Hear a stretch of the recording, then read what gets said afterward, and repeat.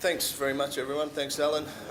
Thanks very much to Chris and the APVMA for giving us this opportunity to speak to you today, to give you a bit of an update on things that have happened recently and what we're doing in the department around AgVet Chems at the moment. My name, as you'll see, Tim Karlov. This is the second one of these APVMA industry sessions that I've presented at. I've been looking after the regulation area and legislation area of the department for AgVet chemicals for around 18 months now. About half of that time was focused very much on WHS labelling review, but now we're getting stuck in a little bit more into the legislation and the regulation work with APVMA on how we might or where we might help improve the ledge or improve the system. Within the department, we've got a small AgVet Chemicals branch. Martin Walsh, you may have been familiar with, has left the area now, and as of last week, the Assistant Secretary in charge of AgVet Chemicals is Julie Galia, and I'm sure she'll be looking forward to opportunities to meet with you and to speak with you when they arise. Apart from my area, I've got a small team of a few people. We have other people working on international and domestic policy, on governance and the department's side of engaging over the relocation and preparing for a broader review.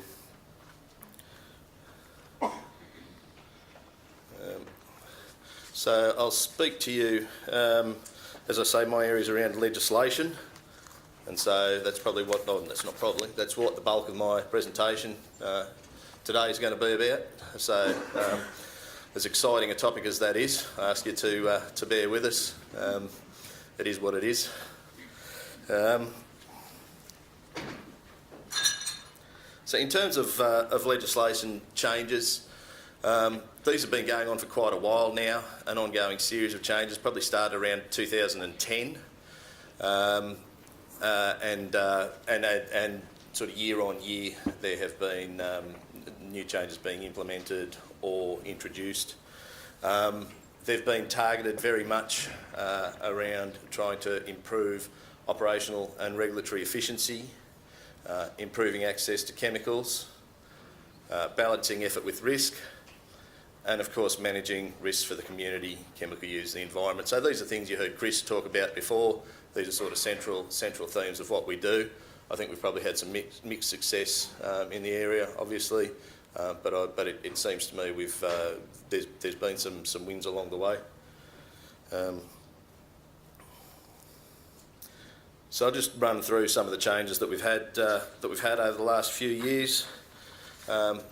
Prior to 2014, there were changes around applications and compliance and labelling, changes to the application process, where we moved to electronic applications, changes to PAA, and also to preliminary assessment, to make preliminary assessment an administrative check.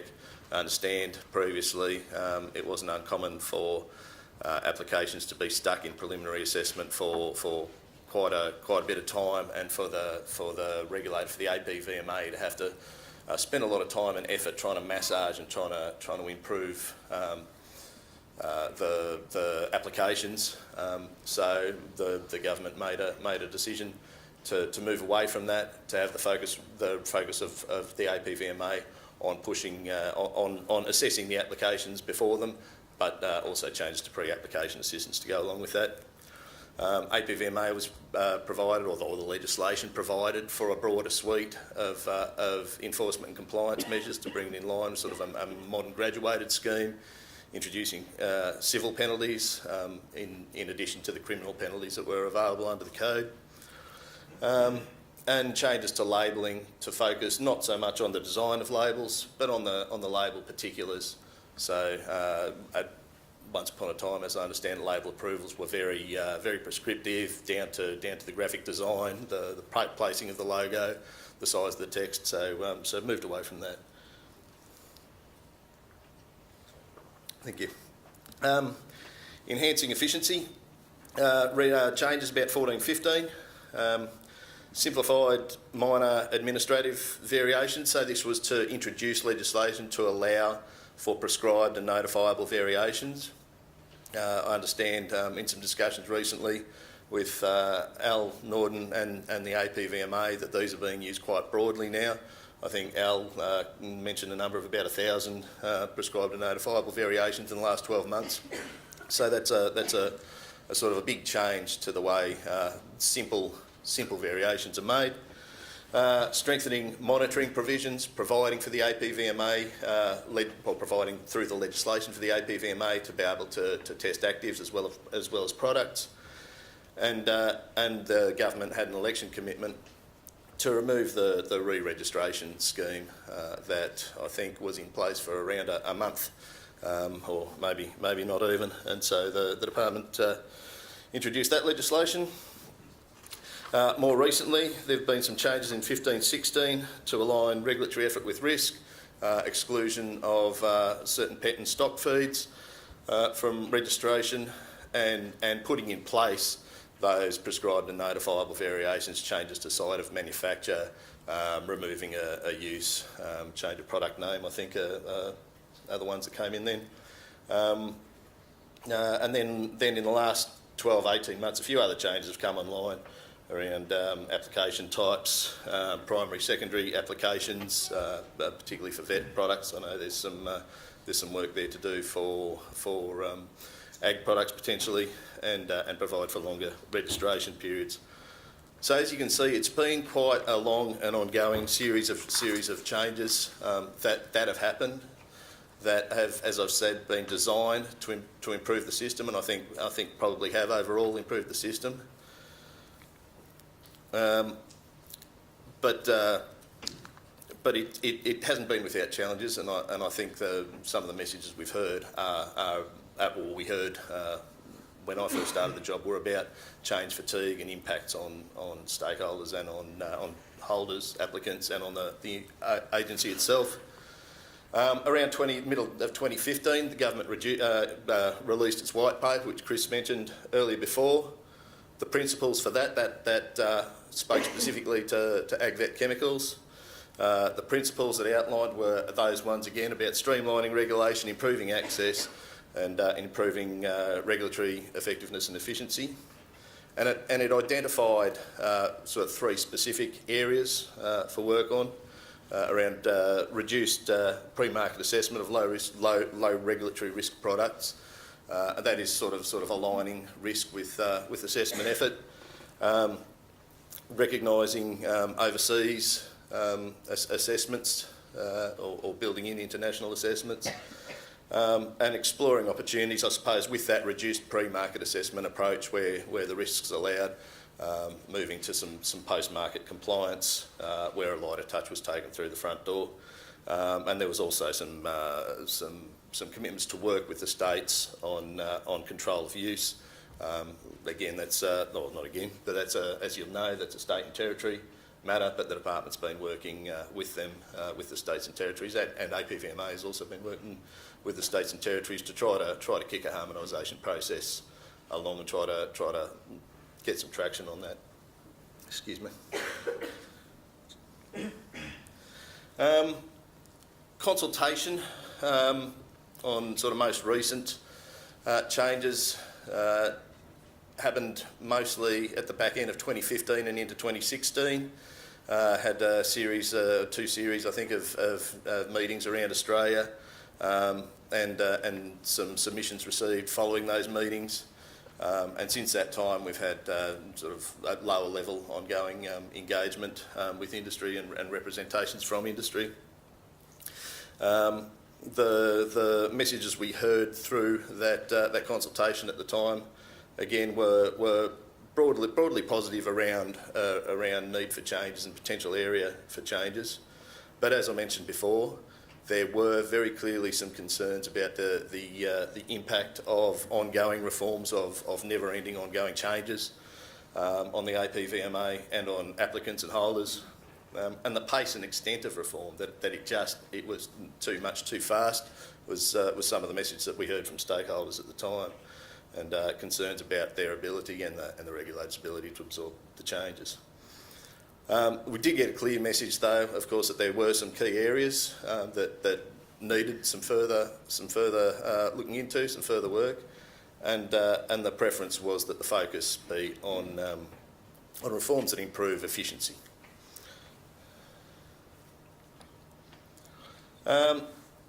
So where are we now?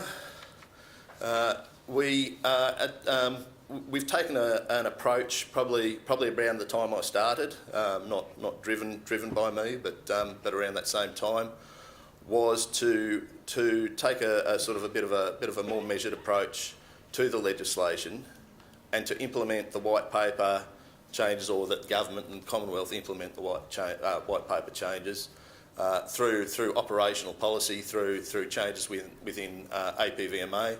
And Chris spoke a fair bit today, and a lot of today, as I understand it, will be about the APVMA's business improvements. So a lot of that was driven by commitments by the agency under the white paper.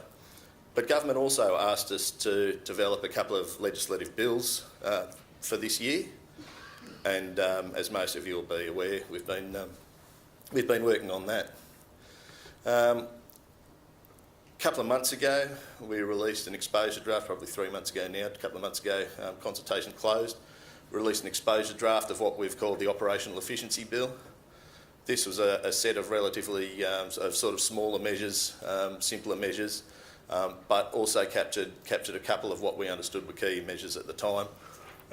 In particular, the message, and I think the one I mentioned last time I was standing here last year, was around the annual returns reporting. It's something that we've heard very clearly and consistently from industry about the burden that creates, and a clear desire for a simpler system, and in some cases a desire for no system at all.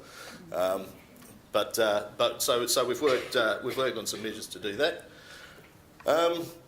The measures in the bill basically are intended to simplify that reporting, clarify some ambiguities in the legislation, and remove some unnecessary and redundant provisions under the legislation. We were out for consultation for around a month. We got a small number of submissions, but they covered a broad range of veterinary and agricultural, chemical, peak bodies, users, chemical companies, and some others. And the broad messages we got through those were that the measures that we'd put forward were largely supported. There were probably the ones that attracted the biggest interest from stakeholders around confidential commercial information, and those messages were around risks of disclosure and concerns that the changes may lead to inadvertent disclosure of reference product information in notices, and whether legislative change was required, or whether the matter would be better addressed operationally by the organisation.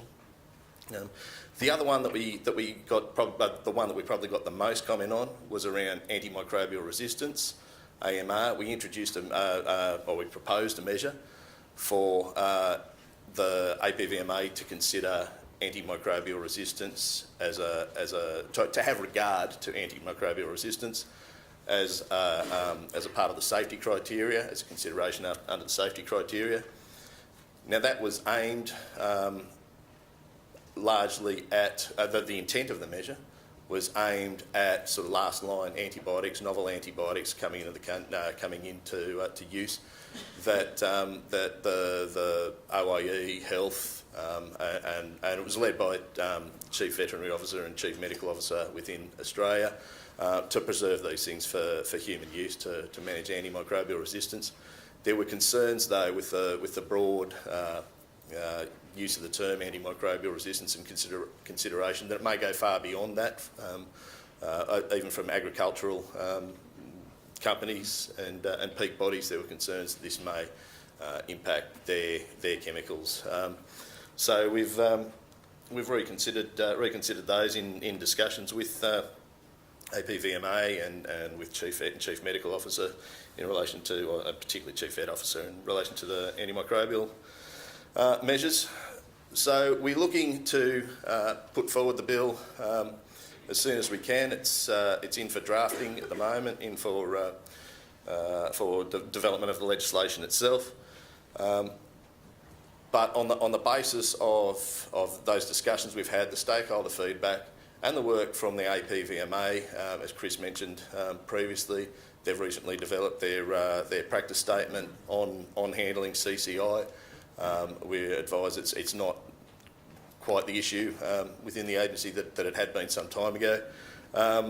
So we've decided to pull that from the bill, and APVMA will manage that operationally. Similarly with antimicrobial resistance, we'll pull that measure from the bill in its current form.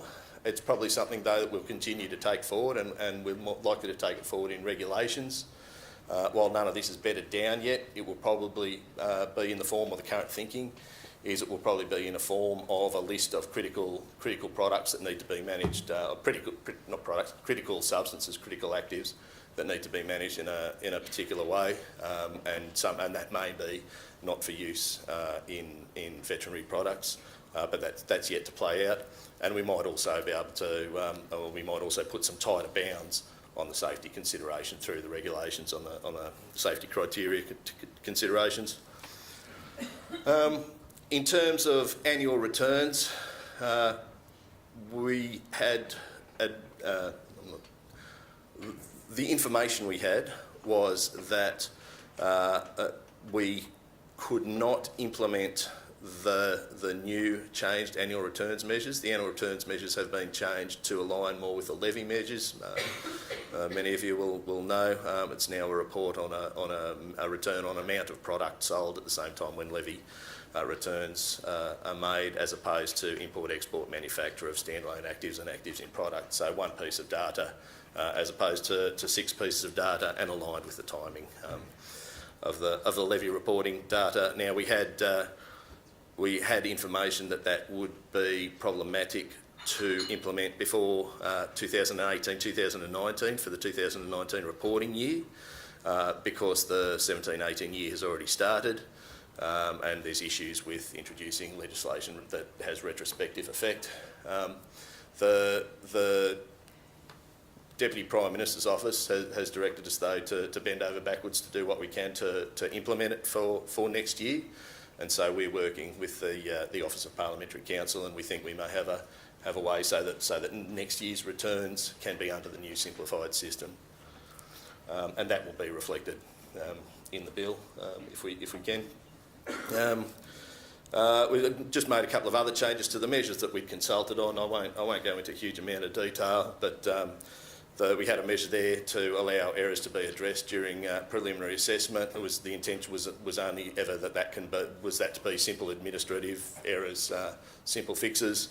There was a concern raised through the consultation that may sort of be a foot in the door to push back to the old system of cycles of fixing applications or addressing errors with applications through preliminary assessment.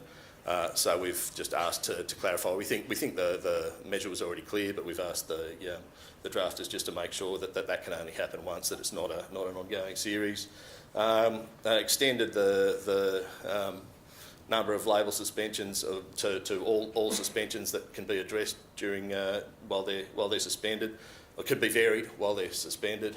There were some concerns around the expiry date measure, that the way it was drafted may require a day. I think particularly some of the vet products with very small packaging, we're concerned about having to include a day, so we're clarifying that. And just making sure the false and misleading information offences align with other offences in the code. So yeah, legislation. How fun is that, eh? As I've said, we've been asked to pull together 2 bills this year. So we're currently working on settling on a second set of measures. As Chris mentioned earlier, APVMA is very eager to cooperate and to try to do what it can, implement the changes that it can operationally and through business practices without the sort of the more complex legislative change. And so we're working with the APVMA at the moment to sort of bed down a set of proposed measures that we can consult on, but to make sure those measures are meaningful and necessary, that they don't sort of do things that APVMA can do itself. And we'll go to consultation once we've got that bedded down and sorted. So going forward, apart from the two bills, back in April, the Deputy Prime Minister announced that there'd be a wider review of the legislative framework for AgVet chemicals. The intention, as I understand it, is to make sure that it's fit for purpose, meets needs, manages safety, encourages new technology. So that's sort of some initial work is happening in the department to inform ourselves on issues and to plan for that. But we don't expect that to start for some time, and certainly the public phases of that are some time away. At this stage, APVMA working hard on their business improvement practices, as you'll hear today and as Chris alluded to before. And the other thing we'll need to do is explore some regulation amendments if there's benefits there, beneficial changes that we can make there if things are impediments, or if some of the primary legislation changes need some regulations to underpin them as well. That's something we'll continue to work on. Another thing that we're working on within the department, continuing to run, is the improved access to chemicals grants. This is for minor use access. Government committed $8 million to the program until next year.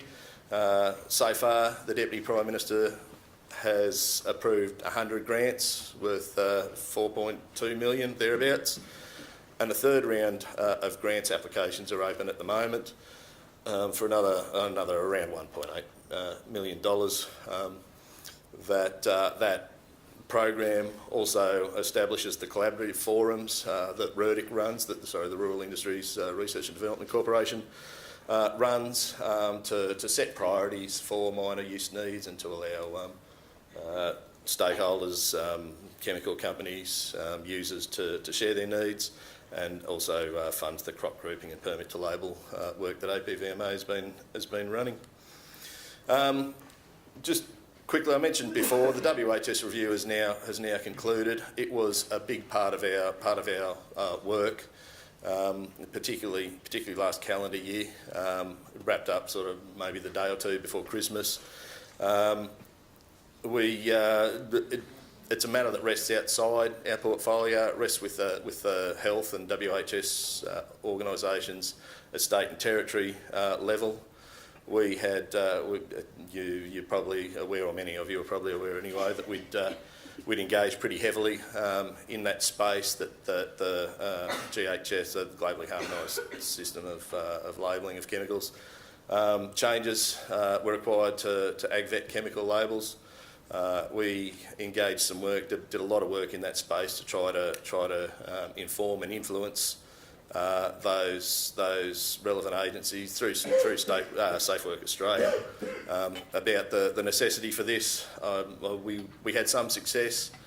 We weren't able to convince them to entirely allow the AgVet chemicals to operate under the AgVet labelling without the additional GHS statements. But we, as I say, we had some what might be wins, if there is winners or losers in this, but we managed to influence some changes around no relabelling of stock on farm, no relabelling of stock in trade that have been imported or manufactured before January, some for vet medicines, Schedule 8s and Schedule 4 medicines in smaller packaging, no need for the statements. And some of the states also, on the basis of the work and the discussions and what have you, also gave some extensions in their particular jurisdictions to the need for labelling to appear on their products, for GHS labelling to appear on their products for a further 12 months.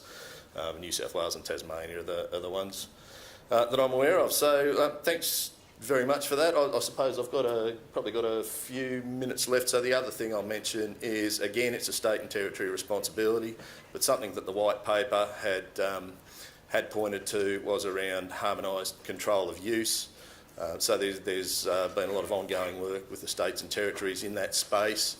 I know there was a meeting up in Queensland yesterday with all the states and territories to sort of discuss a way forward, and while there is still a way to go, it looks like the states and territories are getting closer to a point where they can go out to consult on how they might harmonise the control of use. And I think the focus is on licensing, training, record keeping, and veterinary compounding and prescribing rights. And so we're hoping, although progress is slow, as it always is in our federal system, trying to encourage seven jurisdictions to align their legislation. It's still moving, and it looks like we're getting to a point where there could be some consultation in the not too distant future. So that's it for me. Thanks very much. I know it's a thrilling subject matter, but appreciate it.